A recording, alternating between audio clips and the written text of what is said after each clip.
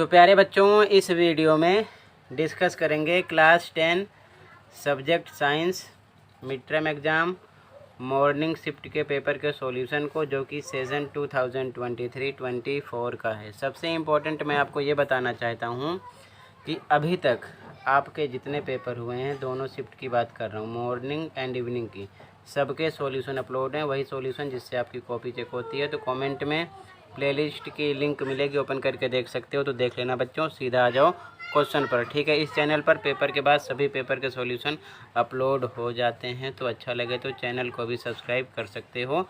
तो पहले हिंदी में सॉल्यूशन देखो, फिर इंग्लिश में। ठीक है, खंड का क्वेश्चन 1, जब फेरस सल्फेट क्रिस्टल को गर्म किया जाता है तो क्रिस्टलन का जल हट जाता है और लवण का रंग बदलकर बन जाता है। कौन सा रंग बदल कर बनता है? तो बच्चों वो हरा नहीं बनता, नीला नहीं बनता, भूरा नहीं बनता है, वो बनता है सफ़ेद, जिसे बोलते हैं श्वेत। ठीक है, डी ऑप्शन है। Second, zinc plus silver nitrate, silver plus zinc nitrate. तो यहाँ पर बताना है कि दी गई अपक्रिया किस प्रकार की अपक्रिया का उदाहरण है। तो बच्चों, संयोजन अपक्रिया नहीं है, वियोजन अपक्रिया नहीं है, द्विविस्थापन अपक्रिया नहीं है, ये है विस्थापन अपक्रिया। सी ऑप्शन राइट हो जाएगा यहाँ पर आपका। ठीक है, ऑप्शन नंबर सी। अगला, निम्नलिखित में से किसका उपयोग गंधीय सूचक के रूप में किया जाता है? लिटमस का, पहला ऑप्शन लिटमस का नहीं होता है, हल्दी नहीं होता है, डी ऑप्शन फिनोल्फथैलिन, ये भी नहीं होता है। तो यहाँ पर आपका क्वेश्चन नंबर 3 में राइट आंसर बी है, प्याज। ठीक है, क्लियर है, बी ऑप्शन हो जाएगा प्याज। अगला क्वेश्चन 4, लोहे की वस्तु को जंग से बचाने के लिए उस पर जिंक की पतली परत चढ़ाने की विधि कहलाती है। तो क्या बोलते हैं? बच्चों? उसे बोलते हैं यश लेपन।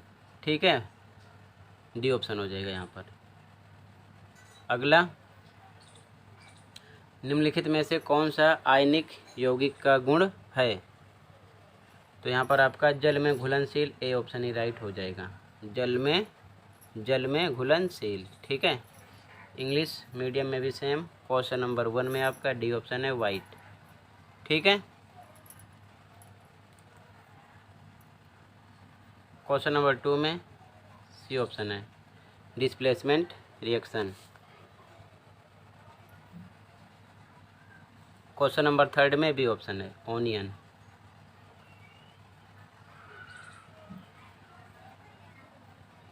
क्वेश्चन नंबर 4 में डी ऑप्शन है।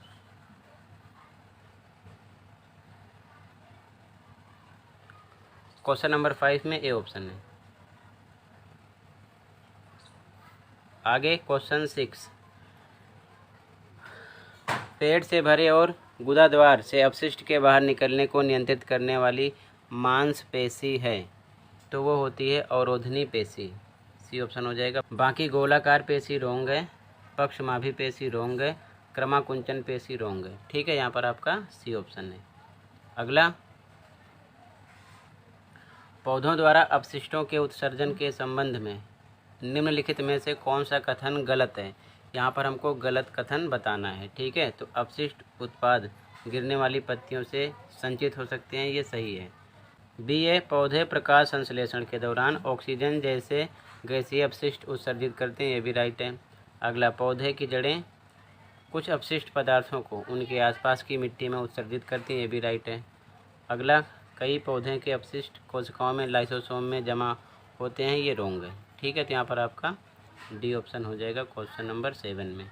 ठीक है, अगला क्वेश्चन नंबर 8, तंत्रिका कोशिका के किस भाग में सूचना प्राप्त की जाती है? तो यहाँ पर आपका ध्रुमिका, बी ऑप्शन हो जाएगा। बाकी तंत्रिकाक्ष, केंद्रक, तंत्रिका का अंतिम सिरा रोंग है। ठीक है, यहाँ पर आपका बी है। अगला, निम्नलिखित में से कौन सा पादप हार्मोन पत्तियों के मुरझाने का कारक है? तो बच्चों, डी ऑप्शन राइट हो जाएगा, एब्सिसिक अम्ल। ठीक है, बाकी तीनों रोंग हैं। क्वेश्चन नंबर 10 पे आ जाओ। गोलाकार दर्पण के परावर्तक पृष्ठ के केंद्र को क्या कहा जाता है? तो उसे कहते हैं ध्रुव। ठीक है, ए ऑप्शन हो जाएगा, बाकी तीनों इसमें भी रॉन्ग है। ठीक है, अगला क्वेश्चन नंबर 11, दंत चिकित्सक यानी दांत का डॉक्टर मरीजों के दांतों का बड़ा प्रतिबिंब देखने के लिए उपयोग करते हैं। क्या उपयोग करते हैं? अवतल दर्पण। ठीक है, यहाँ पर अवतल दर्पण होता है। ठीक है, ऑप्शन नंबर सी राइट हो जाएगा क्वेश्चन नंबर 11 में। ठीक है, इंग्लिश मीडियम में भी सेम। क्वेश्चन नंबर 6 में आपका बच्चों ऑप्शन नंबर सी राइट है। ठीक है, क्वेश्चन नंबर 7 में ऑप्शन नंबर डी राइट है। ठीक है, क्वेश्चन नंबर 8 में ऑप्शन नंबर बी राइट है। ठीक है, क्वेश्चन नंबर 9 में ऑप्शन नंबर डी राइट है। ठीक है, क्वेश्चन नंबर 10 में आपका ऑप्शन नंबर ए राइट है, पोल। क्वेश्चन नंबर 11 में आपका ऑप्शन नंबर सी राइट है, कनकेव मिरर। ठीक है, आगे क्वेश्चन 12, मानव नेत्र में प्रतिबिंब कहाँ बनता है? तो वो बनता है बच्चों रेटिना पर। ठीक है, बाकी पुतली, कॉर्निया, अभिनेत्र लेंस रॉन्ग है। ठीक है, बी ऑप्शन हो जाएगा रेटिना। अगला, कांच के त्रिभुज प्रिज्म में निर्गत किरण आपतित किरण की दिशा में एक कोण पर झुकती है। इस कोण को निम्न चिन्ह द्वारा दर्शाया जाता है। तो कौन सा चिन्ह होता है? ए होगा यहाँ पर, डी। ठीक है, क्लियर है। अगला, एक सामान्य आँख के लिए दूर बिंदु बराबर होता है। ठीक है, तो यहाँ पर आपका डी ऑप्शन हो जाएगा, अनंत। ठीक है, ऑप्शन नंबर डी राइट है क्वेश्चन नंबर 14 में, और क्वेश्चन नंबर 13 में आपका ए ऑप्शन है, ध्यान रखना है। ठीक है, डी। अगला क्वेश्चन नंबर 15, निम्नलिखित में से कौन सा दिए गए जीवों की खास श्रृंखला का सही क्रम है? तो बच्चों देखो ध्यान से, पहले घास आएगा, ये 4 है। घास को कौन खाता है बच्चों? टिड्डा खाता है, सेकंड आएगा इसके बाद में। इसके बाद में टिड्डे को कौन खाता है बच्चों? मेंढक खाता है, फर्स्ट आएगा आपका। फिर मेंढक को कौन खाता है बच्चों? सांप खाता है, थर्ड आएगा। अब देखो ध्यान से, ऐसा कहाँ पर है? पहले 4th आना चाहिए, इसमें पहले में ये भी रॉन्ग, ये भी रॉन्ग। अब 4th 2 में, सेकंड आना चाहिए, सेकंड पर सेकंड पर सेकंड, सेकंड पर सेकंड, यहाँ तक ठीक है। थर्ड में आपका फर्स्ट है, तो यहाँ पर फर्स्ट है, यहाँ पर थर्ड है, ये रॉन्ग हो गया है, तो यहाँ पर आपका सी ऑप्शन हो गया। ठीक है, ऑप्शन नंबर सी राइट है। ओके, अगला क्वेश्चन बच्चों, क्वेश्चन नंबर 16। क्वेश्चन नंबर 16, निम्नलिखित में से मनुष्य द्वारा निर्मित कृत्रिम पारितंत्र की पहचान करें।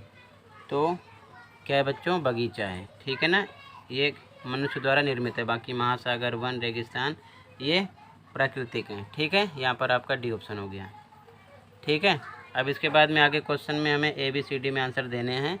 ठीक है, अगर मान लो ए आर दोनों सही हैं, आर ए की व्याख्या है तो ए लगाएंगे, ए आर दोनों सही हैं, आर ए की व्याख्या ना हो तो बी लगाएंगे, ए सत्य है, आर असत्य है, सी लगाएंगे, ए सत्य हो, आर सत्य हो तो डी लगाएंगे। ठीक है, ध्यान रखना कंडीशन।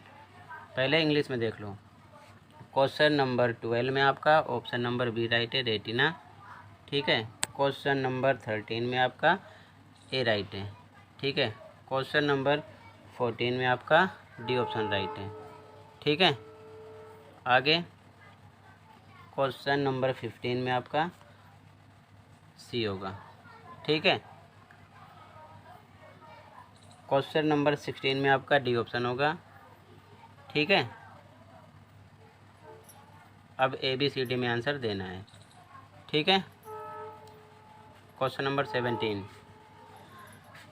अभिकथन दंत क्षय तब शुरू होता है जब मुंह का पीएच 5.5 से कम होता है और कैल्शियम फॉस्फेट से बना दांत का इनेमल संक्षारित हो जाता है। ठीक है, तो यहाँ पर बच्चों ये बात सही है। कारण क्या है? बैक्टीरिया मुंह में शर्करा और खाद्य पदार्थों का निम्नीकरण करके अम्ल का उत्पादन करते हैं, ये भी सही है। और यही कारण है कि दंत क्षय शुरू हो जाता है। तो मतलब कारण अभिकथन की सही व्याख्या है, तो ए ऑप्शन लगाएंगे। ठीक है, अगला 18, गैस के आदान प्रदान में मदद करने के लिए पौधों में रंध्रों को खोलना और बंद करना द्वार कोशिका के कार्य हैं। ठीक है, बिल्कुल सही है। कारण जब पानी अंदर आता है तो द्वार कोशिकाएं फूल जाती हैं और रंध्र के छिद्र को बंद कर देती हैं। इस तरह जब द्वार कोशिकाएं सिकुड़ जाती हैं तो रंध्र खुल जाते हैं, ये रोंग है। ठीक है, तो जब आपका अभिकथन सही हो कारण गलत हो तो कौन सा ऑप्शन लगाते हैं? सी। ठीक है, यहाँ पर मेंशन किया गया है ए सही हो और गलत हो। ठीक है, तो यहाँ पर आपका हो जाएगा सी 18 में। क्वेश्चन नंबर 19 पे आ जाओ। क्वेश्चन नंबर 19 है अभिकथन। रक्त में शर्करा का स्तर का पता अधिवृक्क ग्रंथि की कोशिकाओं द्वारा लगाया जाता है और पुनर्भरण। Question number 19 अभिकथन। रक्त में शर्करा का स्तर का पता अधिवृक्क ग्रंथि की कोशिकाओं द्वारा लगाया जाता है और पुनर्भरण क्रिया विधि हार्मोन श्रावण को नियंत्रित करती है। रोंग है बच्चों। ठीक है, और जब यही रोंग है तो अगला मत पढ़ो, सीधा डी ऑप्शन आ जाएगा। ठीक है, डी ऑप्शन हो जाएगा। कैसे? यहाँ पर देखो मेंशन किया गया है ए असत्य हो आर सत्य हो। अगर ए असत्य है तो सीधा हिसाब है डी आ गया। ठीक है, तो यहाँ पर आपका हो गया डी।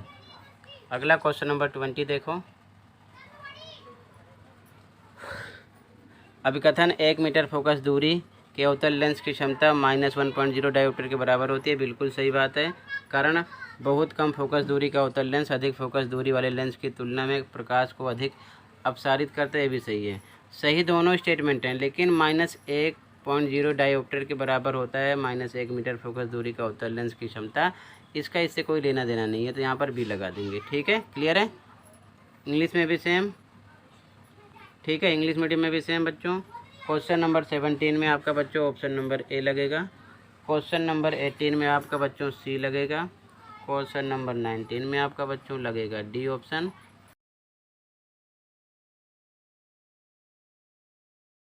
के बाद में क्वेश्चन नंबर 20 में आपका लगेगा बच्चों बी ऑप्शन। ठीक है, तो टोटल इतना ही था बच्चों। मिलते हैं अगले वीडियो में। Thank you for watching.